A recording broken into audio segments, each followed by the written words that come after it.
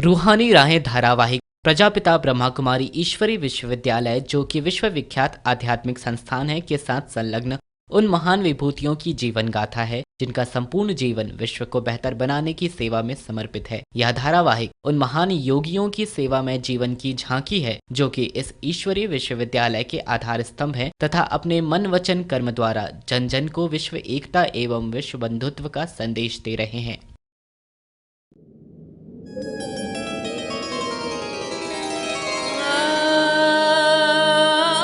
दिव्य गुणों की हैं ये राहें, ऊंचे स्वयमान की हैं ये राहें, विश्व सेवा में समर्पण है ये राहें, परम पिता को अर्पण है ये राहें, ये है रूहानी राहें।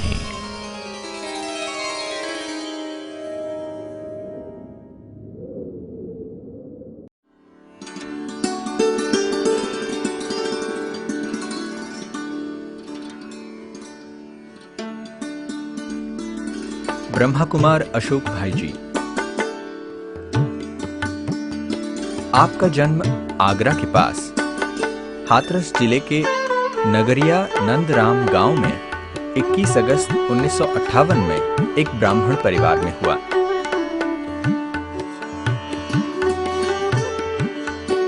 आप पिछले 40 वर्षों से राजयोग का अभ्यास कर रहे हैं। आप वर्तमान में माउंट आबू में ब्रह्मा कुमारी संस्था के मुख्यालय पांडव भवन के कंस्ट्रक्शन विभाग में अपनी सेवाएं समर्पित रूप से दे रहे हैं।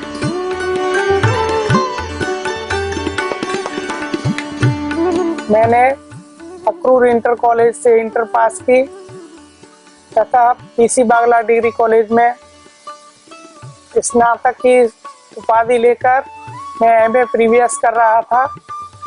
उसी समय सौभाग्य से मुझे ये ईश्वरीय ज्ञान मिला, जहाँ पर हाथरस सेवा केंद्र की बहनें एक कार्यक्रम के लिए विद्यालय में पधारी थीं, जिस कार्यक्रम के अंतर्गत आत्मानुभूति, परमात्मानुभूति ये अनुभव के विषय के लिए उन्होंने सेवा केंद्र पर निमंत्रित किया। हम दो भाई उधर गए और जहाँ जाकर हमने ये कोर्स किया, जिसके के माध्यम से मैं आत्मा के वास्तविक स्वरूप को पहचान सका, परमात्मा मिलन की अभिलाषा को, जो मैं जन्म जन्म सोचता था कि कैसे ईश्वर से प्राप्ति हो, उनके सानिध्य का कैसे अनुभव हो, उसके लिए मुझे एक सहज सरल रास्ता जो परमात्मा द्वारा दिया गया वो मिला।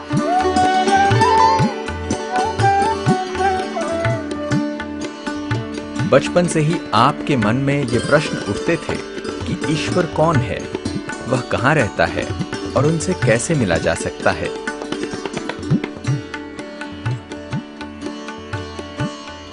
उन्नीस 1972 में जब आप डिग्री कॉलेज में पढ़ते थे, तब आप ब्रह्मा कुमारी ईश्वरीय विश्वविद्यालय से परिचित हुए और यहाँ अनेक प्रकार के आध्यात्मिक अनुभव आपको हुए। आपने अनुभव किया कि यहीं से ईश्वरीय शक्ति को पहचाना जा सकता है। अंतर्मन में ये भावना रहती थी और उसकी खोज रहती थी कि ईश्वरीय ज्ञान क्या है, ईश्वर कौन है, वो कहाँ रहते हैं, उनसे कैसे मिला जा सकता है। कि मैंने 7 दिन का जब कोर्स किया तो पहले दिन से ही बाबा ने अनुभूतियों का खजाना खोल दिया।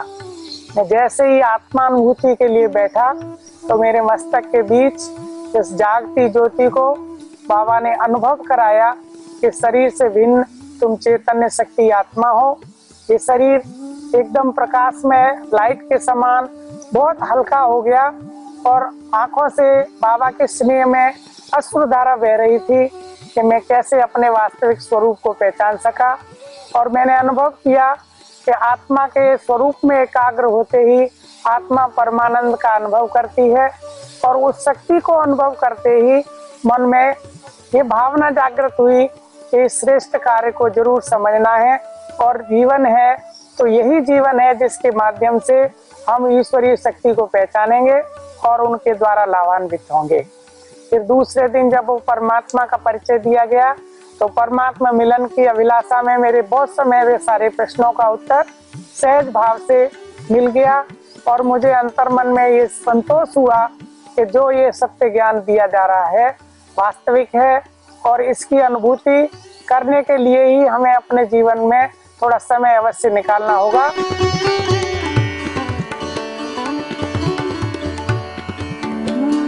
परमात्मा व स्वयं की सत्य पहचान मिलने से आपने राजयोग के अभ्यास द्वारा परमात्मा मिलन के कई सुंदर अनुभव किए। जब परमात्मा अनुभूति की तो ये जाना कि परमात्मा निराकार ज्योति स्वरूप है, उनका अति सूक्ष्म स्वरूप है और ये अनुभव किया कि जब तक हम आत्माभिमानी स्थिति में स्थित नहीं होते हैं, आत्मा के स्वरूप में एकाग्र नहीं होते हैं, तब तक हमारे मन की भावधाराएं, मनोभाव परमात्मा के स्वरूप पर एकाग्र नहीं होते और उनके चैतन्य स्वरूप को है, उनके चैतन्यता का सानिध्य का अनुभव किए बिना हम राजयोग का संपूर्ण आनंद नहीं ले सकते।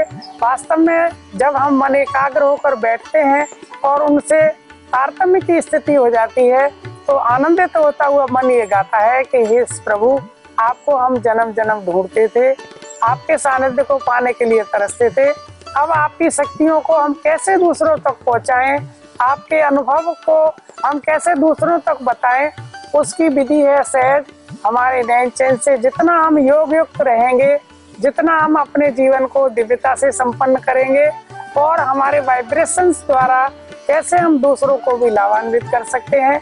एक स्थान पर बैठे हुए अनेक स्थानों पर विराजित अनेक आत्माओं को हम बाबा का संदेश पहुंचा सकते हैं, उनका ध्यान करा सकते हैं और ये शक्ति टेलीपैथी द्वारा जैसे लोग आज काम करते हैं, हम मेडिटेशन द्वारा भी उन आत्माओं को लाभान्वित कर सकते हैं, उनके दुख दर्द दूर कर सकते हैं। लेकिन उसके लिए हमारे मन की एकाग्रता हो, उसके लिए हमारे मन की दिव्यता हो और जितने हमारे मन में कम संकल्प उत्पन्न होंगे उतना हम दूसरों को शक्तिशाली स्थिति का अनुभव करा सकेंगे। मेरा अपना व्यक्तिगत अनुभव है कि जैसे ही मैं अपने मन को ईश्वर में एकाग्र करने के लिए बैठता हूँ, बैठते ही अनुभव करता हूँ कि मेरे चारों ओर एक प्रकाशमय ओरा बन गया है और ये दूर दूर तक फैलते हुए अनेक आत्माओं तक पहुँचता है और उन्हें भी सुख शांति संपन्न अभ्यास आभास कराता है कि शक्तियाँ क्या हैं, गुण क्या हैं, परमात्मा की विरासत क्या है। उन शक्तियों का और गुणों का, परमात्मा अनुभूतियों का, परमात्मा संदेश का वो एक माध्यम बन जाता है कि हम अनेक सोई हुई आत्माओं को जगा सकते हैं। ये पहचानो, परमात्मा का प्यार लूटो, उस ईश्वर फिर से आकर धरा पर अपना शक्तियों और गुणों का विरासत दे रहे हैं तो उसका लाभ लीजिए और उसके लाभ के लिए आप अपने अंतर्मन को जागृत करें, शरीर से भिन्न चैतन्य आत्मा अनुभव करें। अपनी इस चैतन्यता को पहचानेंगे तो ईश्वरीय शक्तियों से लाभान्वित हो सकें।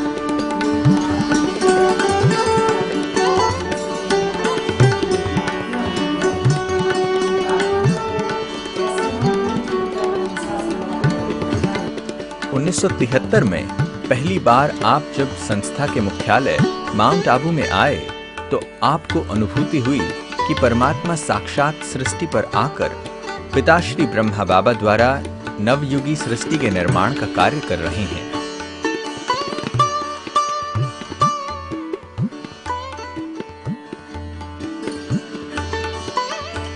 आपने तब संकल्प किया कि मैं भी अपना जीवन इसी महान कार्य में लगाऊंगा। मैं आगरा जोन इंचार्ज बिमला बहन जी के पास गया और उनसे आग्रह किया कि एक बार मैं अपने मुख्यालय पांडव भवन माउंट आबू को देखने जाना चाहता हूँ। उन्होंने मुझे बताया कि 6 महीने तक राजयोग का अभ्यास करने के पश्चात ही आप वहाँ चलेंगे।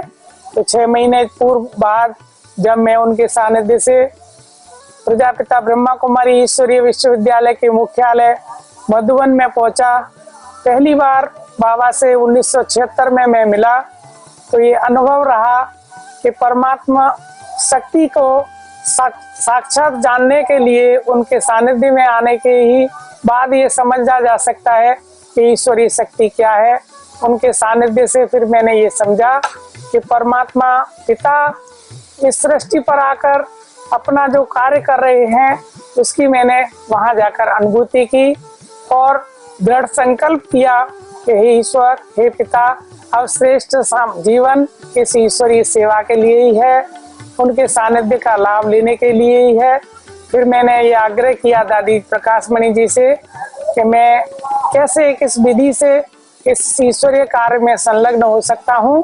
तो उन्होंने मार्गदर्शना दी कि आप अपने विद्यालय के सेवा केंद्र हैं, वहाँ पर नियमित रूप से क्लास कीजिए और उनकी स्वीकृति से तथा माता पिता की स्वीकृति से आप यहाँ पर सेवा के लिए आ सकते हैं। 1-2 महीने के बाद फिर मुझे ये सौभाग्य मिला कि मैं फिर से मधुबन आया और मधुबन की पावन धरनी पर मुझे सेवा का चांस मिला। प्रथम बार जब मैं आया तो अव्यक्त बाबा आए हुए थे, तो अव्यक्त बाबा से दृष्टि लेते मेरे मन में एक हिलोर उठाई कि बाबा, अब ये श्रेष्ठ जीवन आपकी अमानत है और आपने जो दिव्यता, जो शक्तियाँ, जो गुण दिए हैं वो सृष्टि पर हमें सभी को देने हैं। तो इस संकल्प से मैंने कहा कि बाबा, अब मैं आपकी कर्म भूमि में ही समर्पित होना चाहता हूँ। तो बाबा ने ये वरदान दिया कि बच्चे, इस श्रेष्ठ कार्य में आपका जीवन एक आदर्श बनेगा। आप अपने इस श्रेष्ठ कार्य में इस जीवन को समर्पित करेंगे तो आपका और अपने माता पिता का नाम उजागर करेंगे, नाम वाला करेंगे। इस श्रेष्ठ वरदान से मैं बाबा की शक्तियों से आगे बढ़ता रहा। उसके पश्चात फिर मैं दादी प्रकाशमणि जी से मिला। दादी जी, मोहिनी बहन जी, हम सबके सानिध्य से ये संकल्प दिया कि आप अपने माता पिता की स्वीकृति पत्र के माध्यम से यहाँ पर आइए और जो कुछ कार्य व्यवहार है आपका वहाँ पर पूरा करके फिर एक समर्पित जीवन का परमानंद लीजिए। तो ये सौभाग्य सन 1976 में मुझे प्राप्त हुआ। तब से मैं अपने इस ईश्वरीय परिवार से जुड़ा हुआ हूँ और विभिन्न विभागों में सेवा करते परमात्मा अनुभूति को अपने जीवन में लेते आनंदित रहता हूँ। 1976 में आप संपूर्ण रूप से संस्था में समर्पित हो गए, जहां राजयोगिनी दादी प्रकाशमणि और दीदी मनमोहिनी जी के सानिध्य में आपने अनेक मूल्यवान बातें अपने जीवन में सीखी। दादी प्रकाशमणि जी को उस समय दादी मनमोहिनी जी, उनके सानिध्य से बहुत कुछ सीखने को मिला। ब्रह्म मुहूर्त में कैसे ध्यान लगाया जाता है, ईश्वर से कैसे शक्तियां अर्जित की जाती हैं, उनका लाभान्वित होने का, सृष्टि पर कैसे आकर परमात्मा अपना कार्य कर रहे हैं, उस श्रेष्ठ कार्य में संलग्न होने में कैसे लाभान्वित हम सभी को कर सकते हैं, उसका लाभ दिया। अनेक दादियों के सानिध्य से ये सीखने को मिला है कि मधुबन में जीना है तो सार्थक जीना तभी है जब हम उनकी आज्ञाओं पर चलें, उनके आदर्शों को अपने जीवन में धारण करें और उनकी शिक्षाओं को जो वो श्रीमत दे रही हैं उनके अनुरूप चलकर अपने जीवन को इतना दिव्य और अलौकिक बनाएं, जो हमें देखकर सभी के मन में लगे कि ये बाबा के बच्चे जो मधुबन निवासी हैं, तपस्वी हैं, ये जो जीवन जीते हैं, इनकी जो बोलने की, व्यवहार करने की जो कला है जो बाबा ने सिखाई है, उसका पूरा लाभान्वित लेते हुए दूसरों को भी लाभान्वित करते हैं। दादी प्रकाशमणि जी से हमने मातृत्व स्नेह प्राप्त किया। हम मधुबन में रहते थे तो ऐसा अनुभव होता जैसे हमारी वो जन्म देने वाली माँ वो है जिसने हमें यहाँ भेजा है, और पालनहार माँ वो है दादी जी, जो हमारे जीवन को इतना सद्गुणों से भरपूर करती हैं। उनकी एक मुस्कुराहट देखकर ही मन गदगद प्यार से हो उठता था। तो दादी इतना प्यार और दुलार देती थी कि कोई भी खुशी का समय हो, किसी भी समय पर हम दादी के सामने जाते थे तो ऐसे नाचने को मन कर आता था। दादी को देखते ही मन खुश हो जाता था, क्योंकि दादी के अंदर ऐसी आकर्षण थी, ऐसी दिव्यता थी, जो उनको देखते रहे अविराम इतना आनंदित होते थे। और दादी का एक स्वभाव था, आप सामने से जा रहे हो तो बस मुस्कुराकर, कोई कार्य होगा तो बुला लेंगी, नहीं तो देखकर उनसे ऐसे लगता था जैसे कि कितने जन्म जन्म से हम दादी माँ को पहचानते हैं और उनके सानिध्य का अनुभव करते हैं। एक बार की बात सुनाता हूँ। जब मैं मधुबन में 4-5 साल ही हुए थे, विजय भाई हमारे अनाज विभाग के इंचार्ज थे, मैं उनके साथ सेवा करता था। तो चक्की बरसात के दिनों में हम खोल देते थे। तो बरसात के दिन जब हुए तो भोली दादी जी ने मुझे कहा कि ये 2 कट्टे चने हैं, इनको ले जाकर इनको दाल बनाकर लेकर आ जाओ तो यूज हो जाएगी, क्योंकि छेद हो जाते हैं, सुरसुरी हो जाती है और कीड़े पड़ जाते हैं, तो उनको दाल बनाते हैं तो वो निकल जाते हैं। मैं बाजार में लेकर गया, जो मुझे निमित्त भाई छोड़कर गया था चक्की पर, 2-3 घंटा लग गया। गाड़ी एम्बेसडर हमारे पास एक ही थी। जब मैंने फोन किया म्यूजियम जाकर तो वो भाई आराम करने चला गया था। तो मैंने सोचा हम तो गांव के लोग हैं, क्यों नहीं इसका कुछ हल निकालें। तो क्या किया कि एक लारी वाला जा रहा था, मैंने उसको पूछा भाई हमारा ये सामान पांडव भवन छोड़ देंगे? तो उन्होंने कहा छोड़ देंगे, 5 रुपया लेंगे। तो मैंने कहा 5 रुपया तो बहुत ज्यादा है, आपकी लारी का किराया क्या लेंगे? क्या 50 पैसे लेंगे? तो मैंने कहा ये पहले ले लो। मैंने 50 पैसे दिए और वो लारी लेकर मैं पांडव भवन पहुंच गया। मैं पांडव भवन में घुस रहा था तो 2 बजे का समय था। दादी दीदी जी दोनों भोजन के बाद गेट तक वॉकिंग करने आते थे। तो दादी जी पर्सनली पहचानती थी। दादी ने कहा अशोक ये कहाँ से लेके आई हो? तो मैंने सुनाया ऐसे ऐसे हम चक्की पर गए थे दादी जी, और वो भाई को फोन किया तो भाई आराम करने चला गया। तो मैं लारी वाले को लेकर आया और लारी वाला 5 रुपया मांगता था। तो मैंने कहा दादी जी 5 रुपया बाबा का क्यों वेस्ट करना है, ये 50 पैसे में लारी का किराया दे देंगे। तो दादी ने कहा जाओ जाओ भोजन करो, और मैं भोजन करके लारी को वापस छोड़ आया। दूसरे दिन मुरली की क्लास में दादी जी ने वो बात कही कि देखो इकोनॉमी कैसे करते हैं बच्चे, ये अशोक को देखो। तो कहा बाबा का 5 रुपया क्यों खर्च करना है जो 50 पैसे में काम हो जाता है। तो कहा दादी यज्ञ की, सारे यज्ञ की मालिक, और दादी माँ इतनी छोटी बात को भी नोट करती थी और इतना प्यार और दुलार दिया। तो मेरा तो हृदय भरा है कि देखो दादी जी इतनी छोटी छोटी बातें भी नोट करती हैं, और इतना भावना से उन्होंने मुझे इतना दुलार देते हुए कहा कि जाओ जाओ तुम इतना यज्ञ की कर्मणा सेवा में तुम हार्ड वर्कर हो, तुम्हारे दिल में बाबा के लिए बहुत प्यार है।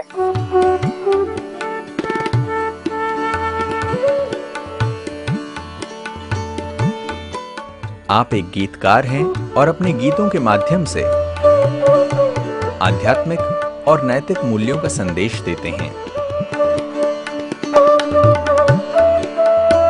तो सन 1985 की बात है, जबकि पहली मेरा गीत उमड़ चली शांति की सरिता भूमंडल पर आज ये रिकॉर्ड हुआ, जिसके माध्यम से आज भी मैं जब ये गीत बजता है तो मगन स्थिति का अनुभव करता हूँ, क्योंकि उसके लिरिक्स मैंने दिए थे। मैंने शुरू में जब लेख लिखा उसका नाम था ग्लानी के बोल गले की माला के फूल और पौधे की आत्मकथा। इस तरह से मैंने 2 आर्टिकल लिखे जो हमारी ज्ञानामृत में है, उसमें छापे गए। उससे मुझे आत्मबल मिला और ये अनुभव रहा कि लिखते रहेंगे, पढ़ते रहेंगे तो हमारी चेतना जागृत रहेगी, और उसके माध्यम से हम दूसरों की सेवा मधुबन में बैठे भी कर सकेंगे। एक स्थान पर रहते हुए अनेक स्थानों पर ये एक माध्यम है जिसके माध्यम से हम आगे बढ़ते रहेंगे। तो उसके बाद मैंने एक मनमीत मिला, सीडी के सारे लिरिक्स मैंने लिखे। फिर मेरी ये लेखनी बाबा के गीतों के लिए चलती रही। आ मिले बाबा हमें मैंने गीत लिखे जो सीडी के अंतर्गत, उसके गीतों में गुणों की खान हो बाबा। अभी नया जो वीडियो सीडी बनी है उसमें भी बाबा ने मुझे निमित्त बनाया, वो टाइटल सॉन्ग मेरा है। और एक दूसरा गीत है सुख सागर जब से मिला है ज्ञान रत्नों से जीवन भरा है, तो वो भी उसके लिरिक्स मैंने लिखे हैं।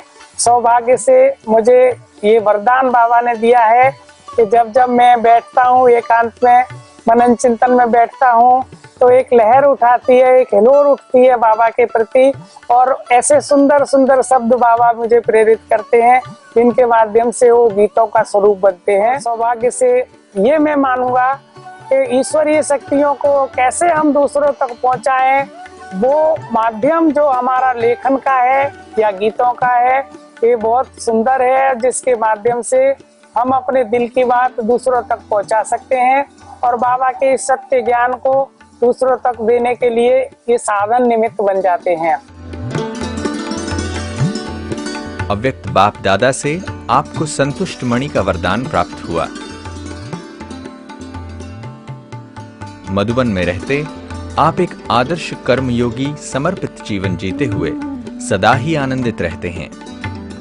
और एक बार मैं अव्यक्त बाबा आए हुए थे मेडिटेशन हॉल में, तो उस समय बाप दादा को जब मिलते थे तो सन्मुख जाकर मिलते थे, सभी को दृष्टि मिलती थी, बाबा वरदान देते थे। तो बाबा ने एक बार मुझे कहा, तुम संतुष्ट मणि हो ना, संतुष्टता तुम्हारा धर्म है। तो वो सुनते ही हर हाल हर परिस्थिति में मैं कैसे अपने जीवन को संतुष्ट रखूं, उसके लिए चिंतन चलता था। और एक जैसे कि वो मेरे जीवन में वरदान सिद्ध हुआ कि मैं जहाँ गया, जहाँ जो मुझे डिपार्टमेंट दिए गए, मैंने खुशी से संभाले और मैं उनमें लाभान्वित होते हुए अपने विकास की ओर बढ़ता रहा। मुझे भी एक गौरव अनुभव होता है कि अंदर में पांडव भवन में जो मैं सेवा करता हूँ, जो वर्कर्स जाते हैं पांडव भवन में किचन विभाग में तथा इन 4 धाम की 4 स्थानों की सेवा के निमित्त, तो उनके वर्कर्स भेजने का सौभाग्य मुझे मिला है। मुझे गौरव रहता है कि ऐसी पवित्र भूमि की स्वच्छता के लिए, उनके कार्य व्यवहार में सहयोगी बनने के लिए मुझे जो सेवा दी हुई है, मैं उसको हर्ष से पूरा करता हूँ। और ये अनुभव करता हूँ कि सार्थक जीवन जब ही है जब कि हम अपनी सेवाएं करते आध्यात्मिक उन्नति का भी लाभ देते रहें और साथ साथ अपने जीवन को ऐसा बनाएं जो हमें देखकर अनेक आत्माएं ये अनुभव करें कि वास्तव में समर्पित जीवन है तो ऐसा सुखदायी जीवन है। जिनके सानिध्य में जो भी व्यक्ति आए, जिनके भी हम कार्य व्यवहार में संपर्क में आते हैं, उन्हें अपनी दिव्यता से, सद्गुणों से और बाबा की शक्तियों से लाभान्वित करके भेजें, ऐसा हमें सौभाग्य मिलता है। अनचाहे हम देखते रहते हैं कि कैसे हमारे कार्य व्यवहार को देख कर अनेक आत्माएं सीखती हैं और ये अनुभव करती हैं कि वास्तव में जो कर्मयोगी जीवन है, वास्तव में जो कर्मयोगी जीवन का लाभ है, वो हमारे नैन चैन से, हमारे व्यवहार से देखने को मिलता है।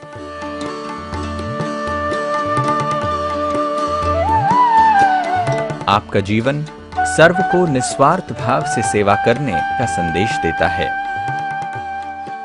जीवन का सच्चा सुख, जीवन का सच्चा आनंद तभी मिलता है जब व्यक्ति अपने जीवन को दूसरों के काम, दूसरों की समस्याओं के समाधान में लगाता है।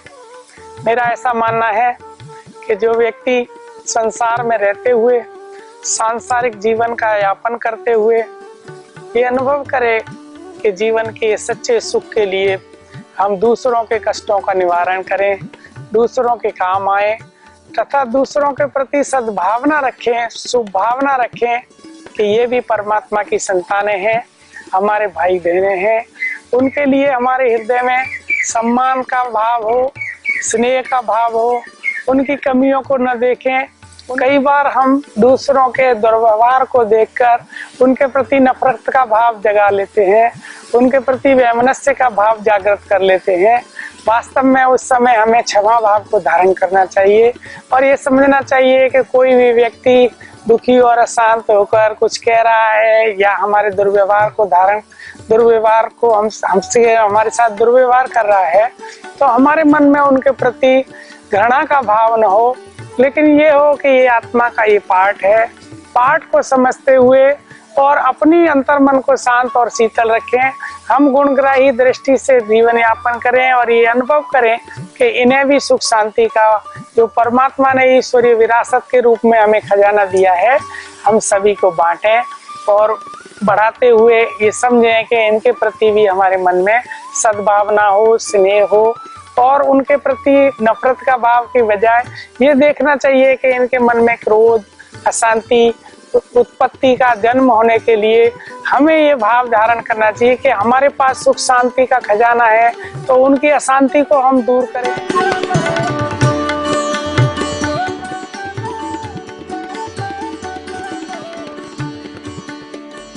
ब्रह्मा कुमार अशोक भाई जी का उदार चित्त व नम्रता से ओतप्रोत निरहंकारी व्यक्तित्व सभी को सहज ही अपनी ओर आकर्षित करता है।